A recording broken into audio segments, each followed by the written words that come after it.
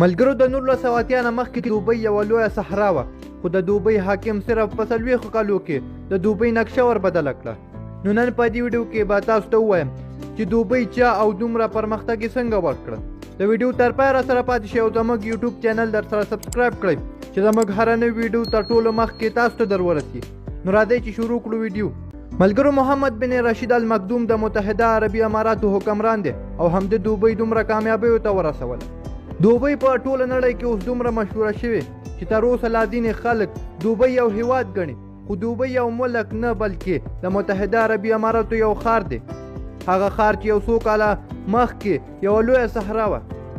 ټوله نړۍ په دوبۍ کې برج خلیفه لیدو ته ورځي.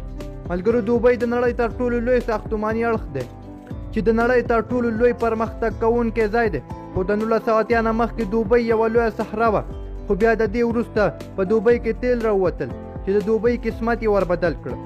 مګر محمد بن رشید یو هوښیار حکمران دی. هغه د دوبۍ څخه راوتلو تیلو باندې بسنه ونه کړه، بلکې د دوبۍ یوه داسې نقشه جوړه کړه چې سیلانیان او تجاران یې ځان ته راجذب کړل. دوبۍ په خپلو تیلو صرف 5% ولاړه ده. د دوبۍ د اقتصاد 95% برخه په سیلانیانو او تجارت باندې ولاړه ده. خو اوس د دوبۍ څخه د تجارت مرکز جوړ شوی. د دوبۍ 15% آبادي د دوبۍ خپل خلک دي او 85% خلک د نورو هیوادونو څخه هلته کار ته یا چکر ته ورځي.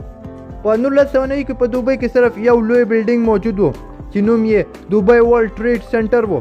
خو نن په دوبۍ کې 970 لوی بلډینګونه موجود دي چې د وریځو سره خبرې کوي. اوس به راشو د دوبۍ د پولیسو موټرو ته. د دوبۍ پولیس واړه ماړه موټرې نه کاروي. د دوبۍ د پولیسو سره سوپر موټرې موجودې دي لکه اوسټن مارټین 177 ODR8 انټلی جی ټي او لمبرګینی.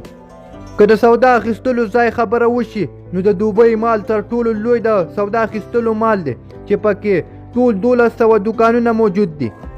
پام جویره د انسان په لاس جوړ شوی تر ټولو لوی ټاپو دی چې په دوبۍ کې موجود دی.